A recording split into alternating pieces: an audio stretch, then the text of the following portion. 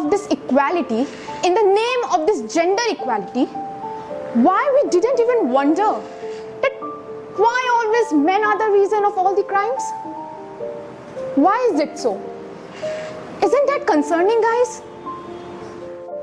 Wait, what? A man dies each day?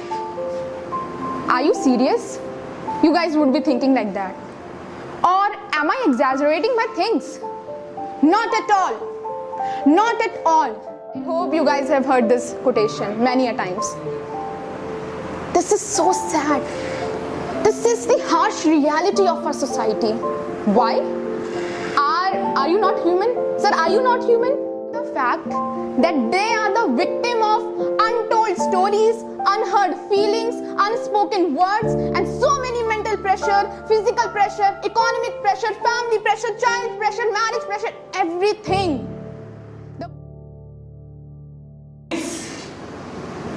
Yes, Manita, please come to stage.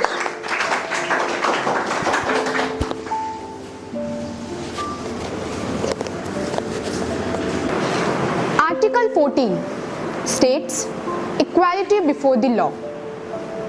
That means everybody is equal before the law. But in the name of this equality, in the name of this gender equality, why we didn't even wonder that why always men are the reason of all the crimes? Why is it so? Isn't that concerning, guys? Good morning, everyone. My name is Manita Singh. I'm back here after 1 year at Welltalk Institute, and I'm here just for 10 days. And I could not resist myself to be a trainee again at Welltalk Institute. And for this purpose, I would like to thank Sir for giving me such an amazing opportunity to come here again and to make all of you aware and tell you the insights of the problems that are still prevailing in the country. There are various social issues, no doubt. There are. But one of them which is always being ignored, which is always being sidelined, is male equality. There are many of us who are sitting here talking about women equality, which is almost as important as others. But can we just talk about and give few seconds of our life to this topic, male equality? In the world of feminism, in this era of feminism, it is damn okay and it is very important to give rights to women. At least they should know their value, at least they should know their worth. But can we just take a moment and talk about how a man dies each day, each and every day? Wait, what? A man dies each day? Are you serious? You guys would be thinking like that. Or am I exaggerating my things? Not at all. Not at all. I would give you quotes, I would give you points, and then you will realize that yes, someone has beautifully quoted, मर्द को कभी दर्द नहीं होता. I hope you guys have heard this quotation many a times. This is so sad. This is the harsh reality of our society. Why? Are you not human? Sir, are you not human? Don't you have emotions? Why is it so? Why are we always complaining about all these things, and why we are having, you know what, why? Because of us only, guys. We together forms a society. And in this society, we have built up this stereotypical notions where we believe men don't have emotion, men must not cry, men can't be fragile. Why?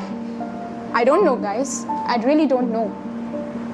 And if anybody even dare to be, if a single man comes up and dare to be a little more fragile, can cry, can show up his tears, then millions of mouths are always ready to say, they are weak, he's loser, he's failure, he's just like a woman. Right.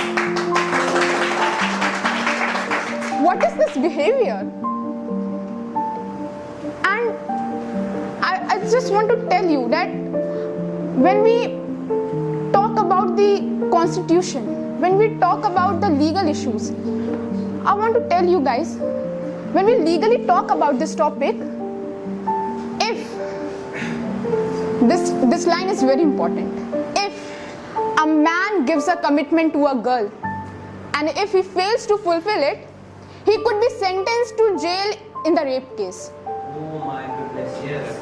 And there is not even a single constitutional law made for women that if she fails to fulfill that commitment, there could be certain actions could be taken. Not at all. I just want to tell you, when we talk about gender equality, it is good to have equal rights, it is good to have equal opportunities, but it is not always 50-50. Mind my words, not always 50-50. Sometimes it could be 40-60, sometimes it could be 30-70, sometimes it could be 90-10. Don't you guys believe me? I'm telling you the reason. You have your father at your home, right? Your father, excuse me ma'am, I just want to ask you one thing. Today in the morning when you were coming here, did you ask your father and tell him that what you actually feel for him from inside? Did you ever express your feelings to him? No. And this is not your fault, ma'am. Thank you so much. The fault lies in the society. You know, a man, a father actually, who's working day and night to earn, to provide nourishment to their family, to their wives, to their every person, has zero expectation from any of us who would come to him, express our feelings and tell him that Papa or my dad, you really matters to us. You really matter to us. No. I want to tell you one quote or one small incident. It is always seen in the Indian household especially. Whenever a child leaves a home, especially like when I left my home for the purpose of my college and I went to hostel, a single dialogue that every father always say, Mummy ko call karte rehna. Because he already knows that my child is not going to call me but her mother. Because he already believes he has zero expectation from us. Because we are not giving anything to him. We are not giving. And there are certain incidents in our society which is very unfortunate things happening. Majority of the death cases, suicidal rates, and the death rate due to heart attacks of men are due to the fact that they are the victim of untold stories, unheard feelings, unspoken words, and so many mental pressure, physical pressure, economic pressure, family pressure, child pressure, marriage pressure, everything. The burden lies on him like this.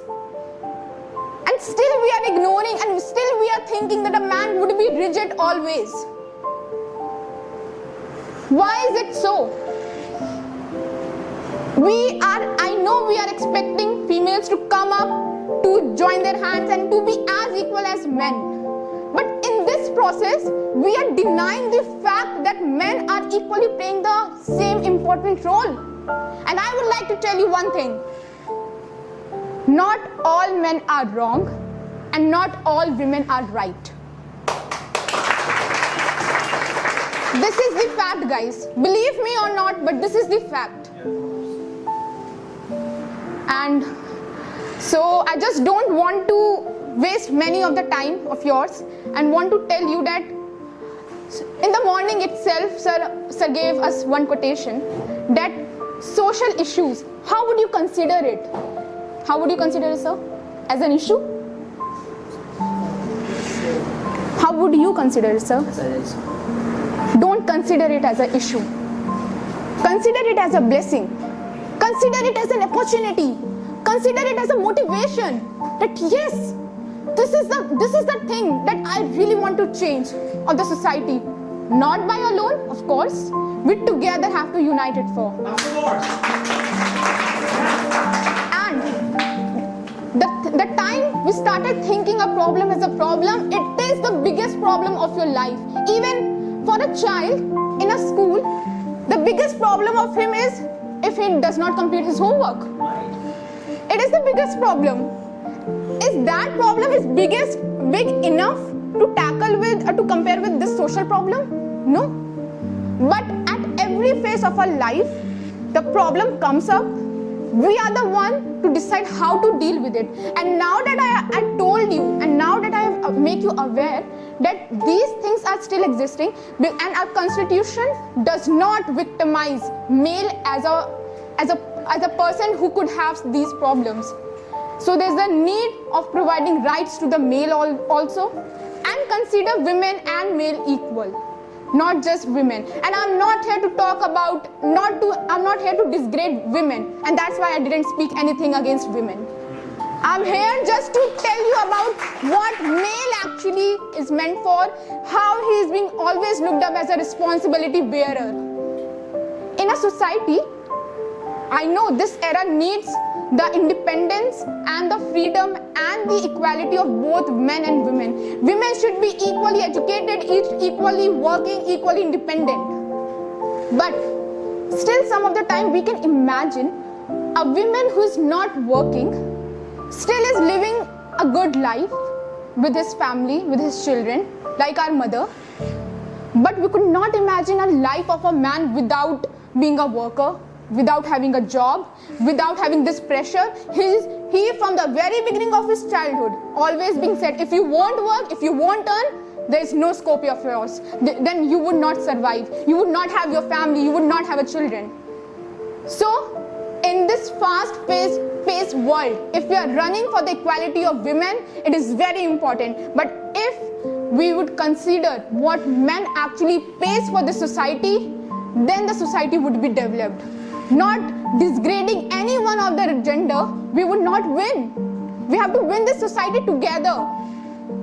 So that was all from my side. I am Anita Singh signing before you, and wanted to thank you guys for being such an amazing listener, for listening me patiently and for connecting with me. I hope I had been an eye-opener for you guys, and thank you so much.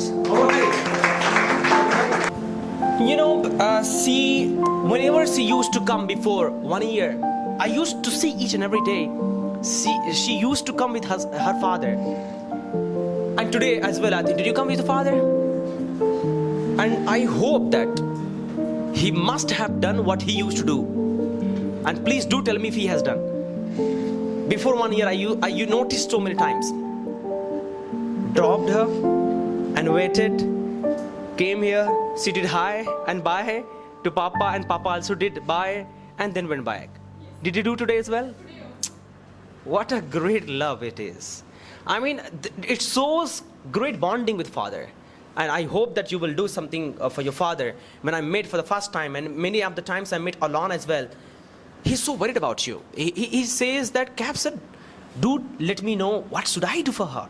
As much as possible I will do for her so that she can do something special. And the way he is really doing for you, it is really amazing. And I believe, inshallah, and may God bless you, may Bhagwan, Ishwar, Allah bless you to do something for your father. Very nice. Please clap for your father.